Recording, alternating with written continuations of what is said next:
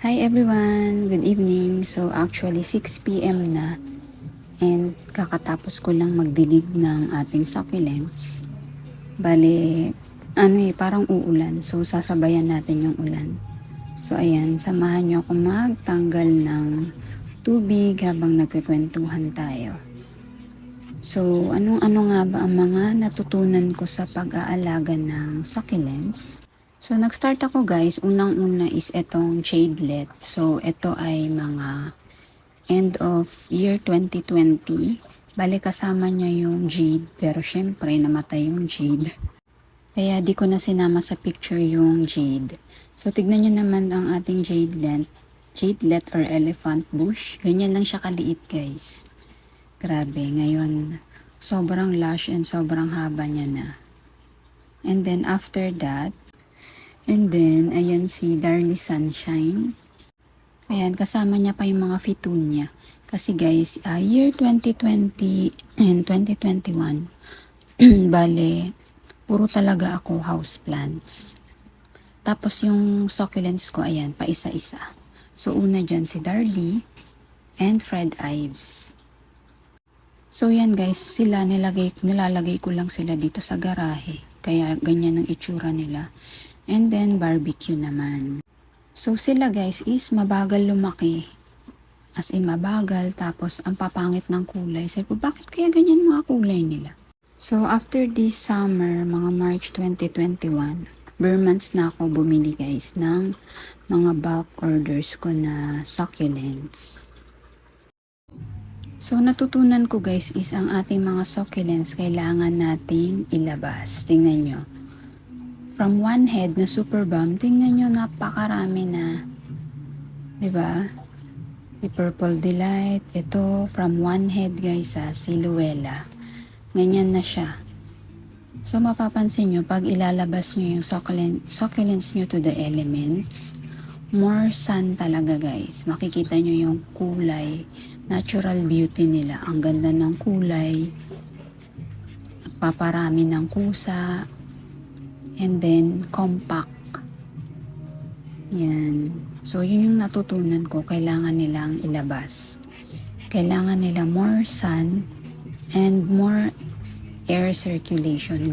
Very good air circulation. Kasi guys, dati nandyan lang sila sa harapan ko. Kulang pa rin, maputla pa rin. Nag-shade net pa ako guys Tingnan nyo to si Rubidona. Pulang-pula siya, 'di ba? Yan, may kagat lang yan ng mabait. So, tinanggal ko rin yung shade net ko. Actually, black pa nga yun. Ginawa kong green. Hindi pa rin ako nagandahan sa kulay nila. So, ginawa ko, inalis ko talaga yung shade net. And dahan-dahan ko na talaga silang nilabas.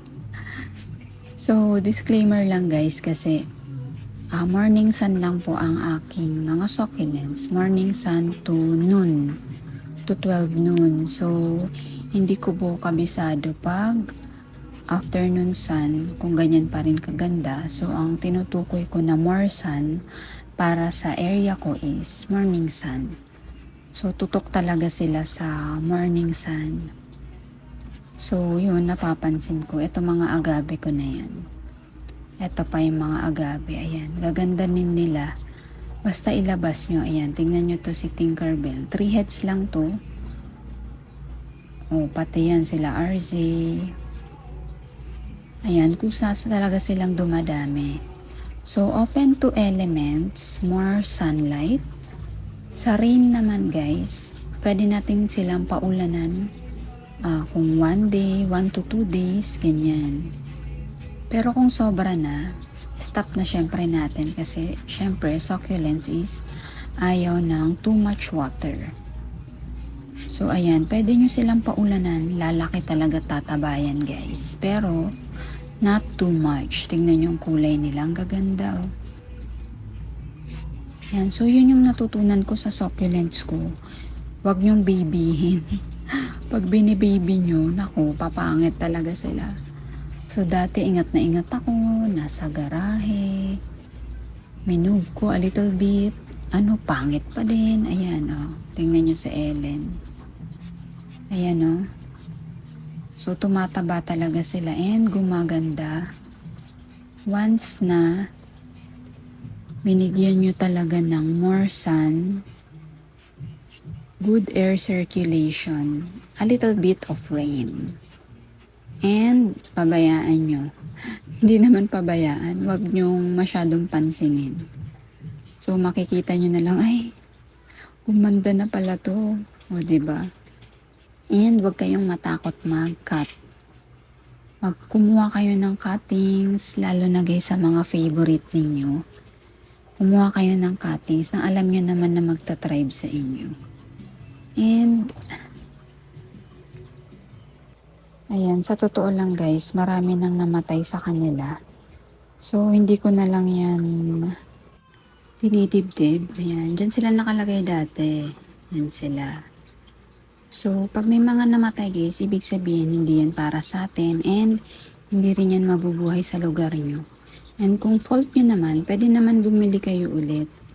Basta guys, alamin nyo kung sino yung gumaganda sa lugar nyo. Huwag kayo yung sobrang dami ng binibili tapos namamatay. Di ba sayang naman yung pera? Ayan o, tingnan nyo. Etiolated pa rin sila. Kahit wala nang shade net dito. Ganyan pa rin sila.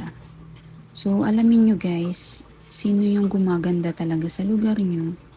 Yun yung nyo, alagaan nyo mabuti. Yan, mga echeveria. Dito ko kasi sila nilalagay kasi mahirap pag naipunan ng tubig. Yan o. And, ang pinaka natutunan ko rin is patience. Yan, lalo na pagbago yung ating succulents. Huwag nating madaliin yung pagpapaganda sa kanila. Ayan o. Yan, madilim na. Past 6 na kasi. So, gradual pa rin guys yung pagpapaganda sa kanila. Gradual yung pag-introduce sa araw.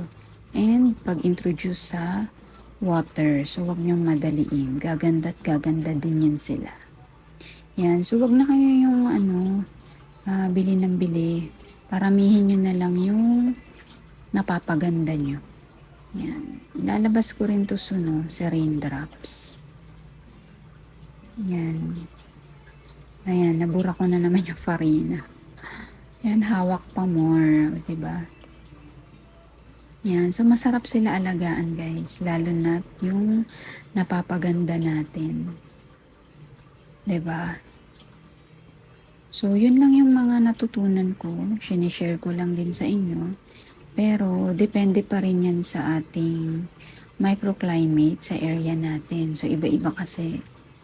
So syempre habang tumatagal, malalaman nyo rin yung kung sino talaga yung nagtatribe sa inyo. O 'di ba?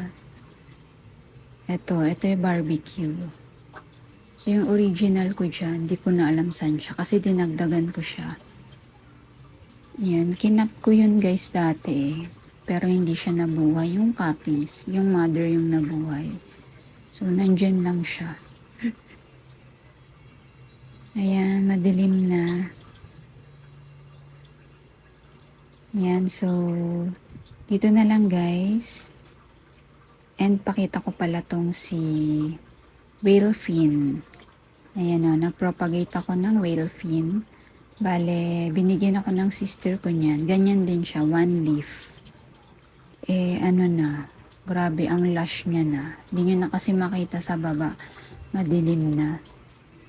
So, ayan guys. Thank you so much for watching.